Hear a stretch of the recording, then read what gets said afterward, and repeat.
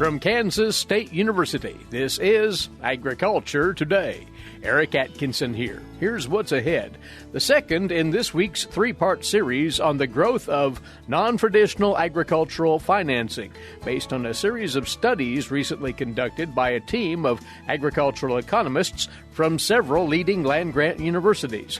Today, K-State's Jenny Ifft is joined by Brady Brewer of Purdue and Brian Briggeman of K-State for a look at the likely impact of current economic inflation and rising interest rates on the supply and demand for non-traditional farm loans.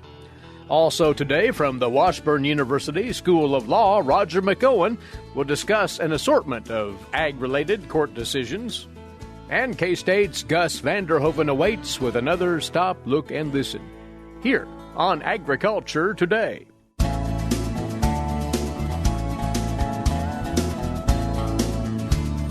Welcome once more to Agriculture Today, here on the K-State Radio Network.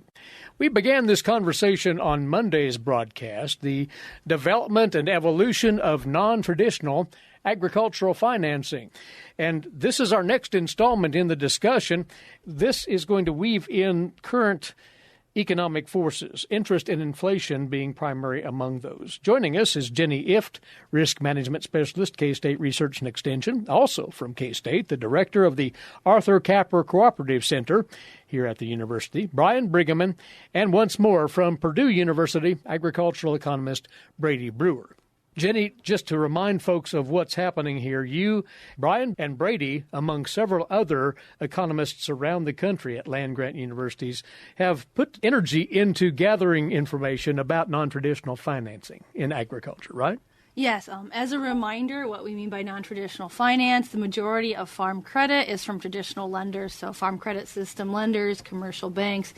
But there's an increasing number of other options out there.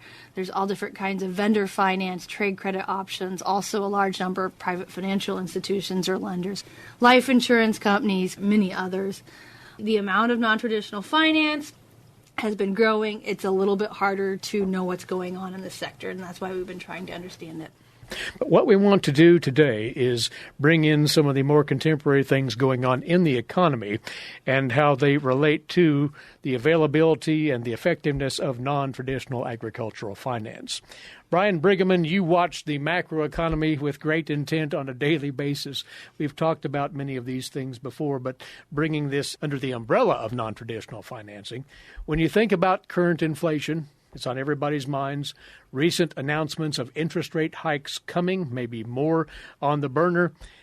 How does that factor into non-traditional agricultural financing? Right. So the purpose of this research that Jenny and Brady kind of led and pulled a bunch of us together really fits in well with the current economic period that we're in.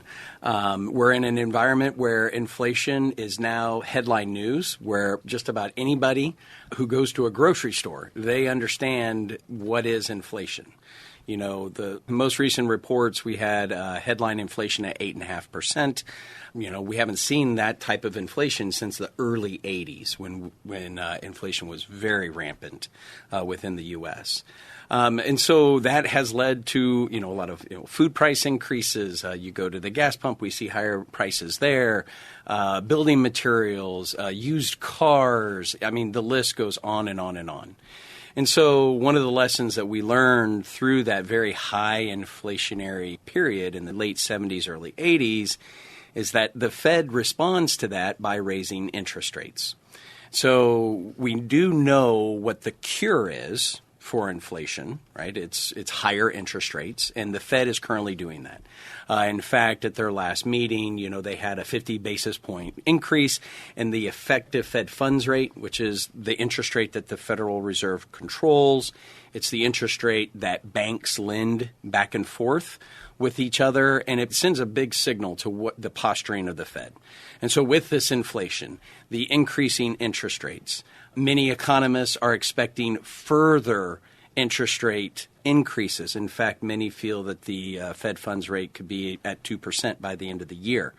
That does set the stage for a discussion around non-traditional financing and its implications for agricultural producers. Brady, want to bring you in here and talk about, in direct terms here, the impact of what Brian just described on credit demand and the specific demand for non-traditional agricultural credit. Have you a read on that? So interest rate is the price of money. So as Brian just said, interest rates are going to go up to combat inflation. As we know with any other good, if you raise the price of that good, people will demand less of that good. And money is no exception to this. If we raise the price of what it costs for someone to get an additional dollar in their bank account, which is the interest rate, the cost of it, this will decrease the demand of it. So that's speaking broadly. From a farm perspective, there is some other factors we got to take into play. Obviously, the liquidity of farms nationally, also the equity positions. We could actually maybe see an increase in demand for credit if we see a deterioration of liquidity or equity, but those are separate of the interest rate discussion. For non-traditional, we tend to think of non-traditional as a low-cost provider of credit. So this may actually make them a little bit more competitive in the marketplace if we see interest rates go up. Interesting angle. But there are two sides to this story. The impact on that demand for credit. Will similar non-traditional credit be available by those who would lend in such a fashion? Brian, you can offer some thoughts on this relevant not only to your area of interest, that is cooperatives, but a recent study that you did in this area. Yeah, the research that a graduate student and I worked on focused on the cooperatives and credit availability through them. But even before that, if you think about the interest rate increases, and yes, that will limit demand, but at the same time, farmers need to get a crop in the ground. Farmers still need to invest for the future. There's still going to be demand for credit. The question will be, might the non-traditional lenders be more price competitive in this marketplace if commercial banks, farm credit system continue to raise their rates? So as any ag producer that's out there trying to be mindful and making good, sound financial decisions, will they seek out other sources of credit? And as Jenny and Brady talked about in the last discussion with you, it's there. It is very prevalent. They're a strong competitor in the marketplace. So that was where our research came in. My graduate student and I looking at, let's say that there was to be, additional amounts of credit extended. And let's think about the worst case scenario, right? To where the credit is extended in a way that we do have a rise in bad debt expense. Not saying our research is expecting it or putting a probability on that occurring. Not saying that at all. Just plain a simple what if, a straightforward scenario. Let's say we did write off 50% of those accounts receivable. In our case, we were looking at farmer cooperatives. What does that mean? Who would be the most impacted, and just different scenarios of having that increase of bad debt expense. Two big kind of findings come out. First and foremost, farmer cooperative balance sheets across the United States are very strong. Significant amount of retained earnings or more permanent capital has been built up over these years. So even if there were to be a significant increase in bad debt expense, farmer cooperatives have enough retained earnings or permanent capital in order to absorb that. Now, not everyone would be safe. So those that would be more challenged into absorbing those losses, they would be, co-ops that have a history. You look over time, they struggle with profitability. And within those that are very large, so over $500 million in sales, that loss would hurt more. And then also those co-ops that have more of a mixed in their sales structure, the scope. So looking at, that those that have supply as well as grain sales. And that would be those that are smaller co-ops. So, the takeaway from the research is that at least in the farmer cooperative sense, the balance sheets are quite strong. So even if the credit was extended, if they had a loss, they could absorb it. But there are plenty of measures in place that co-ops go through to make sure that they don't go down that path, because that's the last thing anybody in agriculture needs is, lending the money going out in a way that's not, structured, well thought of, the thought out process. Mm-hmm. Makes good sense. Want to ask you something quickly here, Brady, in following up, and especially on what you said a moment ago. Do you think that we will see those credit entities who offer non-traditional credit be even more creative with the kinds of lending arrangements and terms that might be provided to a producer, even more so than normal?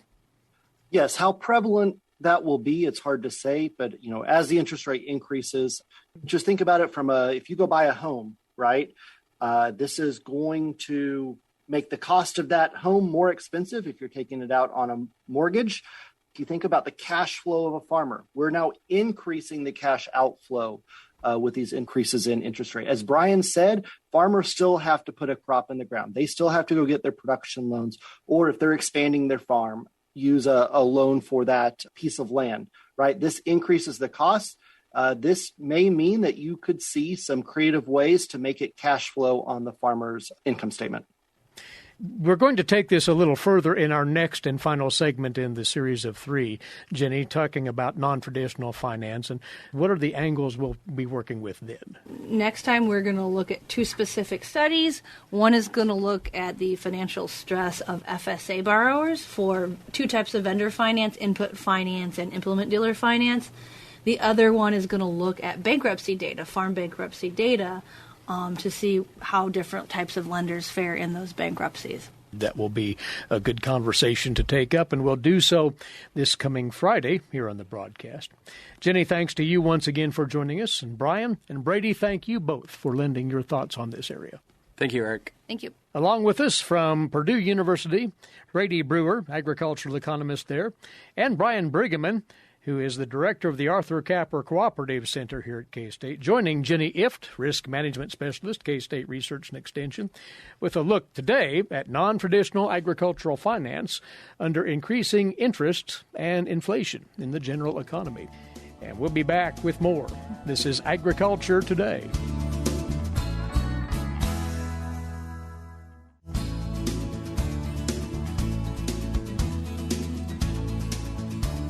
This is Agriculture Today, and welcome back. We've quite a bevy of things to cover this time around as we talk agricultural law and taxation matters with our guest from the Washburn University School of Law. Roger McEowen is back with us once more. These are very diverse, Roger, and we'll just walk through them. They're all covered, we would note, in one of your most recent blogs on the website that you maintain. We'll refer folks to that again in just a second. The first one we will talk of has to do with who owns hogs in an instance where there was an issue about where the meat from what hogs went where. It's rather confusing. Would you explain further? Well, Eric, these cases we're going to talk about, I think, are a good illustration of the various types of legal issues that farmers and ranchers and rural landowners face all across the country. It's just amazing the issues that come up and how the law is intertwined with daily life of the farmer and rancher. And you're right, this first one can be confusing, but let me break this down. What this is at its core is whether what we're dealing with is a good or a service. And we get into these issues in agriculture frequently in contract situations, in secured transaction situations. But what this one is a contract production situation involving hogs. And the plaintiff in this case, which is Tyson Fresh Meats, they claim they bought hogs from a company that subcontracted with a farm to raise the hogs. And so the subcontractor that's working for the firm that had signed the contract with Tyson, so that's the complexity of this, delivered 267 hogs to Tyson, and Tyson processed the hogs and commingled the meat with other meat at its plant.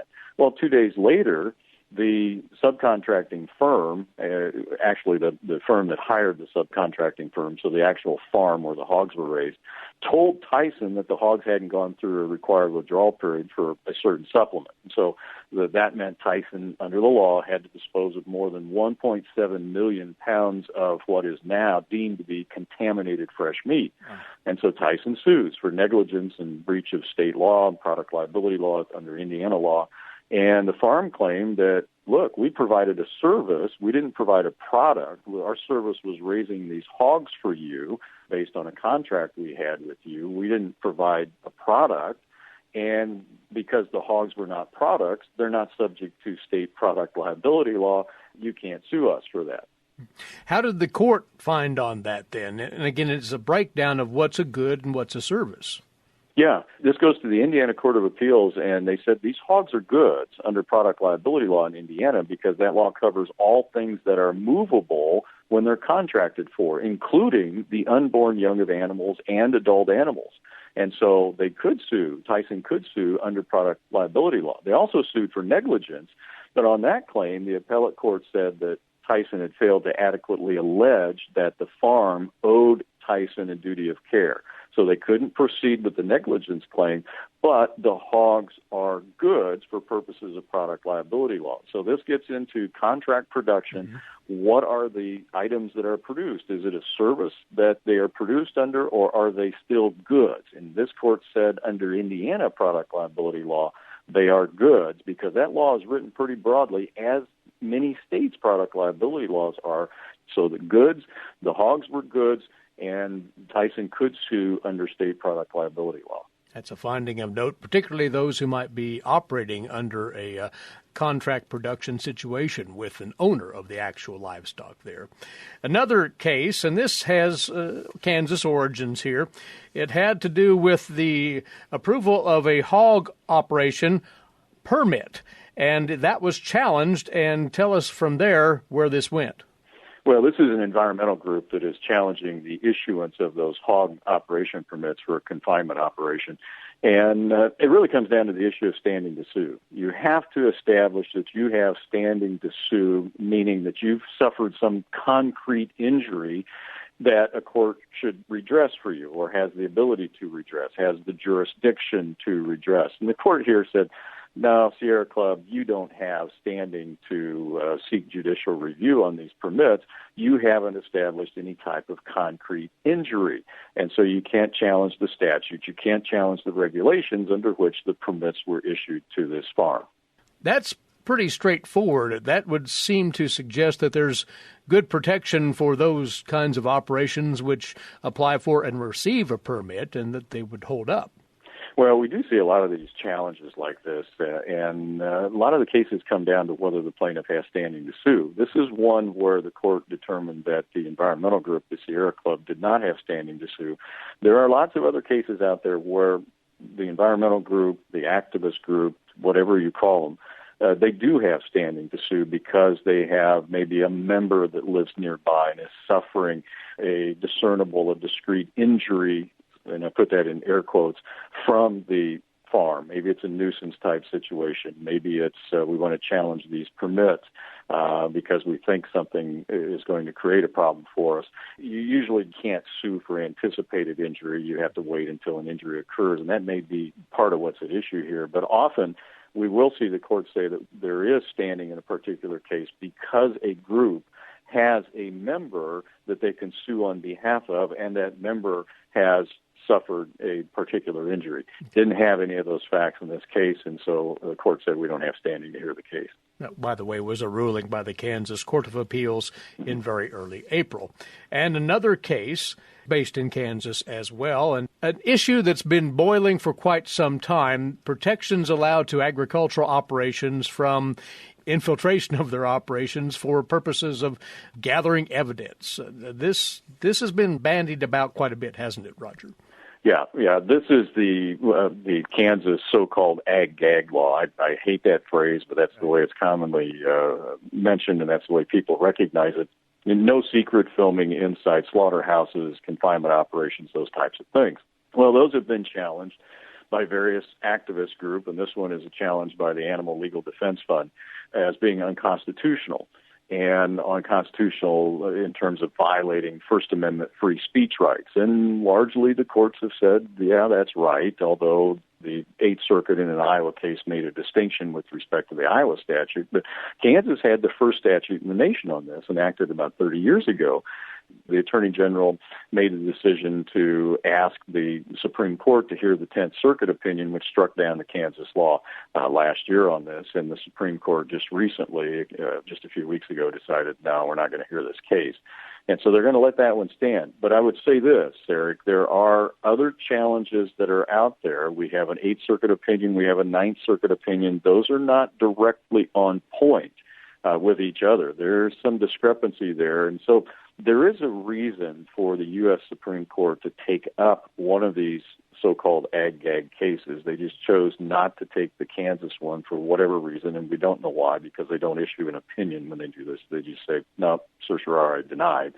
And so this is an issue that's still going to be out there, and at some point in time, I wouldn't be surprised if the U.S. Supreme Court does take one of these cases just to clear this thing up once and for all. Everybody in agriculture will keep an eye on that. Last one here briefly, and it's very broad, but it certainly could apply to farm and ranch families here, has to do with Medicaid rules. And if one knows the nuances of Medicaid, they understand that an individual's assets have to be fairly well exhausted before Medicaid kicks in. And this was a case where a couple in assisted living actually invested in a home outside of those assisted living quarters. Explain further, if you would. Yeah, and the thing is, they got an interest in a home after they entered the nursing home and made an application for Medicaid benefits and started to receive Medicaid benefits. Then they get an interest in a home. And the question was, well, can they exclude the value of the home? And under the Medicaid rules, you can if you have an intent to return to the home if you're discharged from the nursing home. Okay, that's well and fine, but what if you acquire the home after you entered the nursing home? You didn't have the home at the time you entered the nursing home. That's the key in this case. What happened here was that this couple bought a home in 1974, and they lived there until 2010. They sold it to their daughter and then moved to a rental property that the daughter owned. Well, in 2017, the couple, both of them, enter a skilled nursing facility, and then shortly after they're in the skilled nursing facility, had applied for Medicaid, started getting their application gets approved. Well, after that happened, they buy a 1/2 interest in the original home, their original home that they had sold to the daughter, to secure home equity in it so that they could return to it if one or both of them should be able to leave the nursing home. Now, the question is, can you do that after the fact and still exclude the value of the home from your resources? And they said there is no actual residence requirement under Medicaid and at the time you apply for benefits. So if you acquire a home after you or an interest in a home after you make an application, then as long as you have the subjective intent to return to that, if you leave the nursing home, then the value of that is excluded from your Medicaid eligibility computation. And Roger has covered these articles in his blog, which can be found at washburnlaw.edu/WALTR. This was posted on May the 4th. Roger, as always, thanks for going over all of this with us right here. Thank you, Eric. Roger McEowen, Professor of Agricultural Law and Taxation, Washburn University School of Law, with us regularly here on Agriculture Today.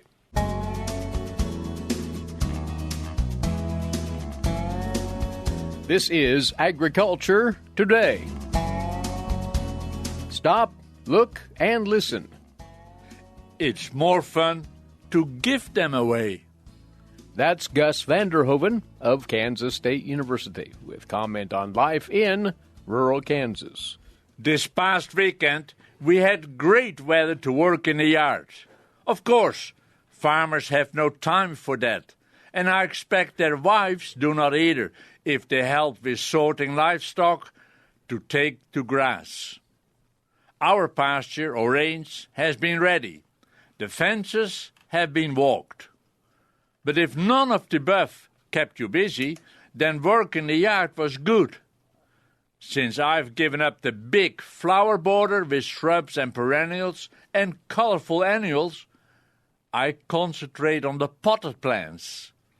I know all the color around the house makes Anneke happy, and I like it too. Each year, I tell myself not to go overboard, but each year, while the weather is still cool and the garden centers show their plants, I do go overboard. I've taken the geraniums, which I held inside to overwinter, outside. I take them to my outdoor kitchen with workbench and attend to them. I finish up with many cuttings, which I repot, providing more plants. What I should do is to have a flower stall at the end of my driveway with a tin box on the honor system and sell my newly potted cuttings once they take off and form sturdy new plants. It's a thought, but it's more fun to give them away. If you have a deck or patio, now is the time to get busy. Look around your home and study your possible locations to either use hanging plants or plants in pots to set down. Standing on the cement or deck, they should not be in the way. The same goes for hanging baskets. No need to bump into them. Very important for the plant root system is that the pots are big enough to hold roots and that pots are heavy enough not to blow over. Winds will whip around the corner. Next is to use good potting soil. I bought several bags at one price. When I went back to buy more, the price had gone up $2. I bought it anyway because I needed it mixed with other soil. I wished I still had my horses and ponies. I loved the manure. With good pots and good soil, study your location, either hanging or setting down, and buy plants which will do well in the chosen location. Most annuals like full sun, but there are plants which do well in shade or filtered shade. Do not mix sun lovers and plants which need shade in the same container. Look at color, but not only flower color, but also flower shape. Look also at leaf shape and color. For the hanging baskets, you want plants which do hang, but for pots, you want most, or at least some, standing up. Those plants come in different heights. I have placed cannas in containers where I have plenty of room, some even with the elephant ear. But you better have a huge deck for those plants. A little bit of thinking ahead and planning will increase the pleasure you get as a reward for your work. Look up the extension publication, Growing Flowers in Pots. Only 2 pages with lots of information to quickly help you. Go for it. Gus van Der Hoeven of Kansas State University with his weekly commentary on life in rural Kansas. That'll do it for our Wednesday edition. Thanks for listening in. Eric Atkinson for Agriculture Today. This is the K-State Radio Network.